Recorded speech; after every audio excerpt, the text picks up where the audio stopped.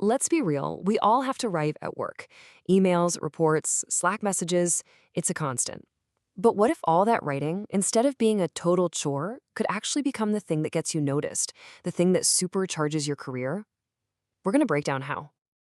Okay, just think about it for a second. That one email you rewrote, what, 5 times? Or that report you kept poking at because the words just weren't right?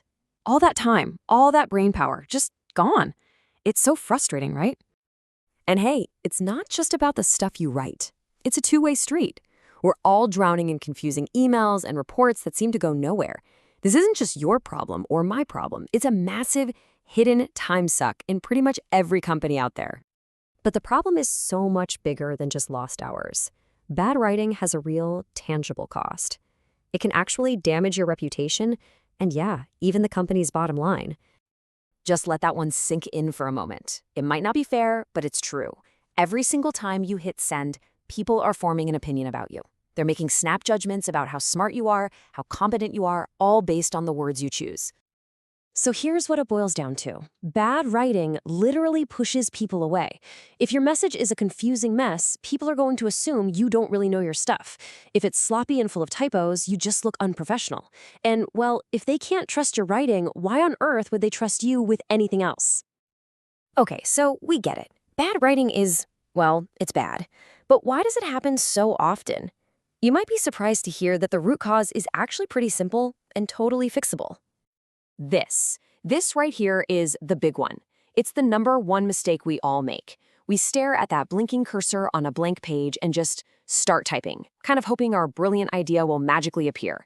But it doesn't work that way. If your thoughts are a jumbled mess, guess what your writing is going to be? And, that first failure just creates this domino effect. I mean, how can you possibly edit something well when you didn't even have a clear plan to begin with? And proofreading? Forget it. It's like trying to polish a car that's still missing a wheel. All right, so how do we fix all this? The answer is so beautifully simple. Plain English. Look, let's be honest. In today's world, everyone is a skim reader. We all are. So your job isn't to sound fancy. It's to make your message as easy and quick to digest as humanly possible. And check out how these benefits just stack on top of each other. When you have a clear plan, it is way faster to write. Because it's clear, it's way faster for other people to read.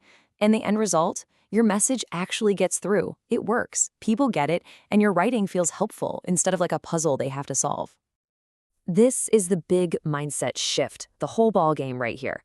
You have to stop thinking about what you want to say and start focusing entirely on what your reader needs to hear. Good writing is basically an act of empathy.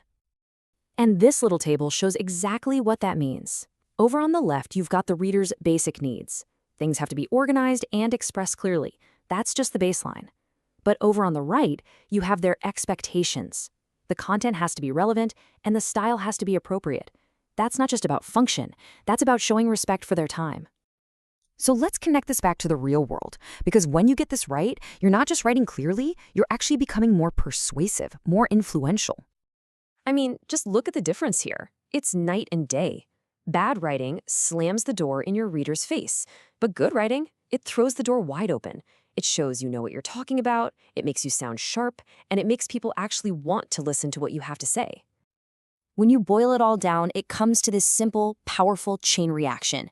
When people understand your words, they take action. And when people take action, things get done. Productivity goes up for everybody. It's that simple. So how do you put this into practice, like right now? Here's a super simple 4-question checklist you can use before you type a single word of your next email. Just ask yourself these 4 things before you start. First, what's my actual goal here? Second, what do I need the reader to do, know, or feel after they read this? Third, what's the best way to structure this to make it easy for them? And fourth, am I trying to sell them on an idea, persuade them, or just inform them? Answering these questions first is the secret sauce. If you only remember one thing from all of this, please make it this right here. It is never about you. It's always about them. It's about the reader. If you serve your reader, your writing will improve. Guaranteed. Always. Think about it. Every email, every document, it's a little ambassador for you and your personal brand. So after everything we've talked about, the big question you have to ask yourself is this. Your writing is out there speaking for you. What is it really saying?